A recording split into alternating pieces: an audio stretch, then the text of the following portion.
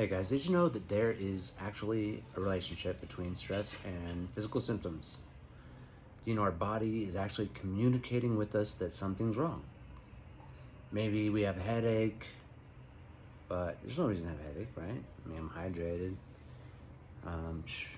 Maybe I got diarrhea, got some bloating, digestion is not working optimally, but it should be. My diet hasn't changed. You know, I'm eating good. Eating what I normally eat, right? Stress is showing up physically. It's communicating with us. The question is, are we listening? So digestive issues, right? What's going on here? How is stress causing digestive issues? Well, stress literally shuts down the digestive system. Our digestive system got turned off, and now we got bloating, we got diarrhea, we got upset stomach, it doesn't feel good, right? Digestive issues, that's because of stress. What else? Chronic headaches, stress, tension in the shoulders, tension in the neck. Absolutely, that can cause us chronic headaches. What about sleep? You know how you lay there and your mind's racing and there's no sleep to be had? Or maybe you fell asleep, like you just crashed, you're so exhausted. Sleep through the night, maybe you wake up a couple times, but regardless, you wake up in the morning and you're still exhausted. It's because the stress is messing with our sleep hormones. Skin issues. This is something that is such a nuisance. Especially if it's on our face, right? Like, got a little rash, looks like eczema, it's itchy, and although there could be a few other reasons for this going on, which we'll talk about in a different video, stress absolutely causes inflammation. So if we have a condition, causes a flare-up.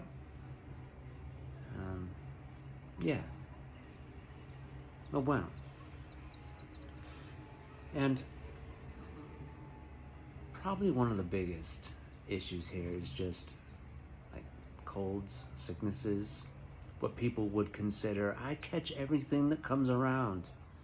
Why? I'm hydrated. My diet's pretty good. I'm actually getting sleep. So what's going on here? Stress. Yeah. Yep.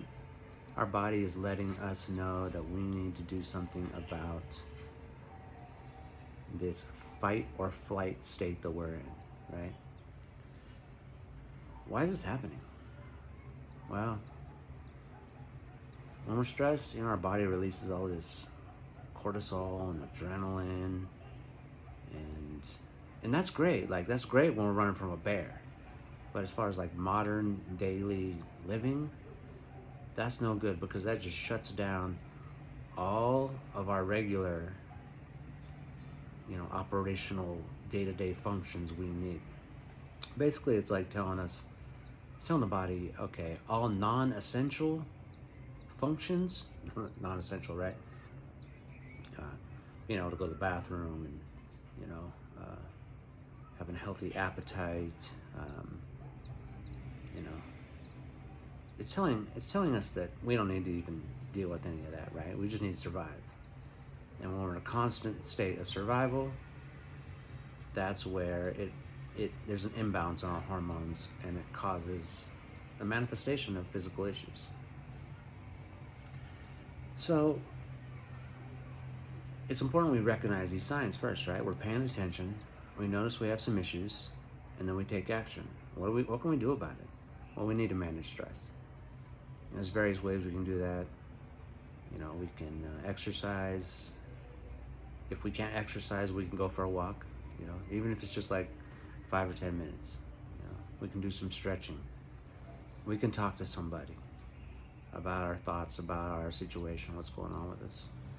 We can journal. Journaling is good because journaling is safe, right?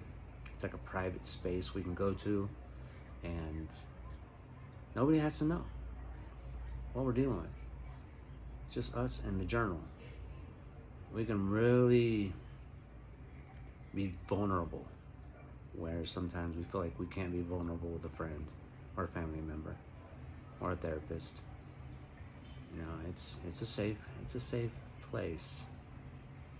Sometimes we have a friend we can trust or confide in, but we don't want to burden them. So it's just easier to not talk to somebody. That's where journaling is amazing for dealing with stress.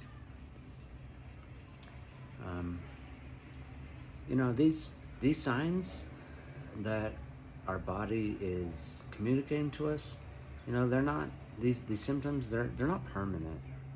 This isn't permanent damage. It's just letting us know that, you know, we need to actually do something about what we're going through, what's going on with us. We need to do something about it.